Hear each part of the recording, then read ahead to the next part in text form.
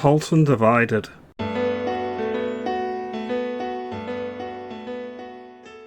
Good morning, I hope everyone's well today, thank you for watching. If you like this video, consider subscribing. I'm up in the constituency of Runcorn and Halsby. This is in the Borough Council area in the northwest of England, Halton. I need to give you a bit of context before we begin. My constituency, Runcorn and Halsby, was created for the 2024 general election. Before that, I was in a constituency called Halton, which was my town, Runcorn, and the town on the other side of the Mersey called Widnes. Alright?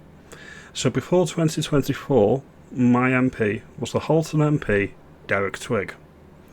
This MP is completely useless. This Labour backbencher doesn't respond to emails or anything that is outside the remit of the party whips for the Labour Party, or a personal pet project of his. Many times I contacted him on matters and he was not attentive and he was unresponsive. Very similar to the MP that was elected to Runcorn and Halsby on the back of the 2024 election, Mike Amesbury. We replaced that person, that MP, that no mark, with Sarah Pochin in a by-election last year, and it was a slim vote by 6 people. These 6 people don't appreciate how important they are, and I'm going to offer a slight or a begrudging defence of Reform UK. They are the best that we have currently got on offer. That is my view. The people that voted for Sarah Pochin got what they voted for. I am one of these people, and I got what I voted for. Am I disappointed in the direction Reform UK is going? Yes. Am I anti-reform? No. Am I a Nigel Farage sycophant? No. Do I hold grudges against the grassroots of Reform UK? No. I was one of them. Not at all. What I'm concerned about is people are going to be ultimately disappointed and they're not going to get what they voted for in 2029. Pragmatically, people will be voting for Reform UK in the local elections in England. They are expected to do well, and they are expected to trounce Labour, and they might do quite well in the Holyrood and the Senate elections as well. Although, the shine has gone off Reform UK. They lost 4 by-elections this week and only won 1. They are still, after all I've said, the best we've got. Now I want to point to a specific example this week that happened, which is Labour won a vote on abolishing jury trials in England and Wales. This is really a tale of 2 MPs. My MP, Sarah Pochin, voted against abolishing jury trials in England and Wales, and the MP across the water, Derek Twigg, who is running a new constituency now, Widnes and I think it's Halewood, he voted for it. He voted to remove your right to a jury trial. So people in Widnes, this is what you voted for. To get a Labour backbencher who won't listen to your concerns, who won't tell you as it is, and will vote with his party line and abolish the rights of you as Englishmen and women that you've had for 800 years, because he thinks that it's not worth it. Now my MP, Sarah Pochin, she delivered a speech in Parliament this week, and it was about jury trials. So I'm going to play this video now. It is a little bit long, it's about 4 minutes or so, but I'm going to play the video now, and she nails most of the important bits on the head. The system, when it comes in, will mean that sentences under 3 years, or potential sentence of under 3 years, will be adjudicated by 1 judge, and you'll have no right to appeal. However, at the moment, appeals are about 40% on these types of cases, and the Justice Secretary, David Lammy, who thinks Henry VII came after Henry VIII, and thinks that Cyprus is in NATO, is the person that thinks that you don't need a jury. And his MP, Derek Twigg, voted to abolish it. My MP is in Parliament defending it. So I'm going to play the clip now. Honourable members' attention to the wording, particularly the right to be tried by one's peers having been an essential part of UK freedoms for centuries. As a magistrate of 20 years and a chairman of the court for 17 of those years, I hope I have something to offer to this debate. In that 20 years, I was part of a judicial process that saw myself, always with two fellow magistrates, send many defendants to prison. I will never forget the first time I was part of a bench that sent someone to prison. I can still see that young man's face today and see his distraught parents at the back of the court. I had to fight back my own tears as a mother, feeling for his mother and her pain, and knowing the life-changing impact our decision would have on that young man's life. I should say I did toughen up pretty quickly.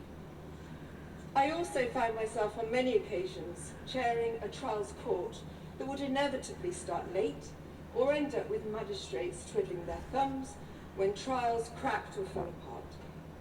This could be for a variety of reasons, but often due to last-minute pleas by defendants presented with irrefutable evidence, or failings of the CPS, the Crown Prosecution Service, to prepare adequately for the case.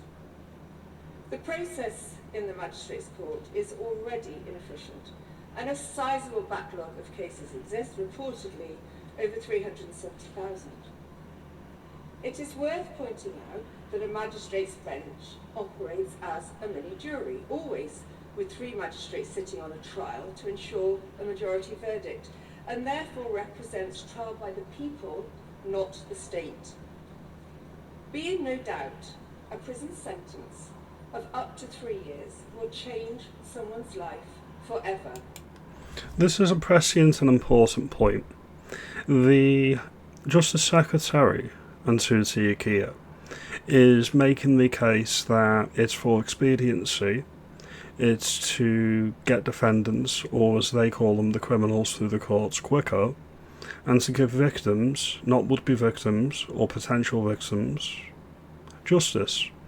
It's not about that at all, and the wording in both the Justice Secretary's speeches on the matter and other people in his office have gave the game away. If the state arrests you, it's because you've done something wrong. Not they think you've done something wrong, but you've done something wrong and you need to be punished. This gets away from the presumption of innocence and a jury deciding the facts of a case. In the state's point of view, or Keir Starmer's point of view, the mere fact that you've been arrested means that you were guilty. Case closed. No evidence needed. Why even bother with the pretense of court at this point? Why bother with that? The state has already made up their mind that nothing down for you and you go into prison. A prison sentence of that length will mean the loss of employment and therefore the loss of one's ability to pay a mortgage or rent, often resulting in the loss of one's home, which may in turn lead to a family being made homeless.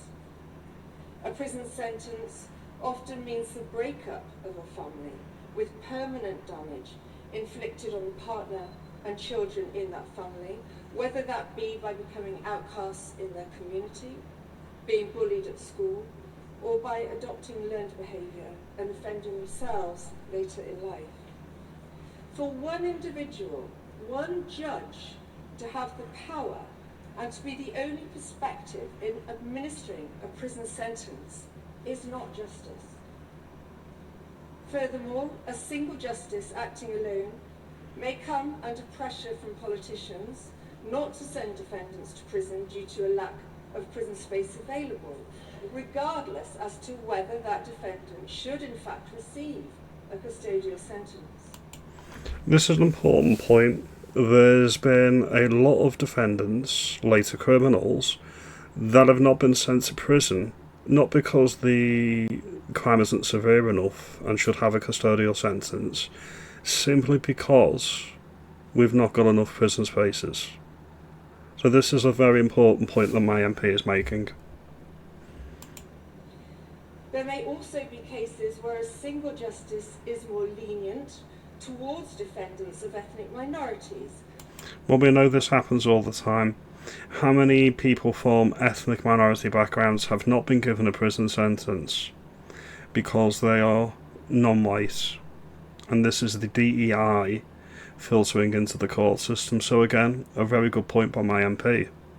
For fear of being called racist, if custodial sentences are frequently given by that judge to those defendants from ethnic minorities, regardless as to the demographics of that court area. With this bill, there is no scrutiny of a judge, no ability to question that judge's decision, no majority vote. A life-changing prison sentence can be given on the judgment of an individual with a single perspective of prejudice without any checks and balances. And the right to appeal, as I previously mentioned, has been removed. So it's case closed, and that's it, according to David Lammy. States will be administering justice, not the people. Everyone deserves the right to trial by their peers. In this bill, the government is removing trial by jury for serious crimes which attract prison sentences up to 3 years. These could be serious domestic violence incidents, sexual assault, theft, fraud, and so on. This bill is intended to speed up justice and cut court waiting lists, but there is no credible evidence to suggest that this will be achieved under these changes.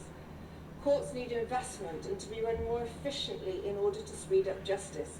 Solicitors need to be on time and ready for trial. So much of the delay is caused in the process before the case even comes before a jury. These proposals are the exact opposite of justice. These proposals go against the foundations of law and order in this country. Completely agreed. Well played, well played. This is the point I try to stress on my video. I'm not party political. I want Reform UK to do a heck of a lot better, because there's a lot of people that are hoping that they are going to be solving all of our problems. I was one of them until very recently. They are the best we've got currently.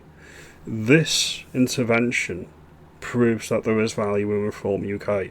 This proves that people voting Reform UK are getting something different to what they get in a typical red wall backbencher Labour MP. This is what I would say to people who are thinking, don't vote Reform, don't vote Reform. You would be getting something different as an MP. You would be getting something different in the House of Commons. You would actually get somebody who is attentive and responsive to your concerns, and not somebody that simply takes your vote for granted and ignores you. Having said that, the caveat is they're the best we've got so far.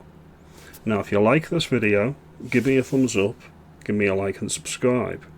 People in witness, you have my sympathies. Your MP is really awful. I'm glad I've not got him as an MP, and I implore you to think long and hard before you make another Labour MP your MP. Have a good day.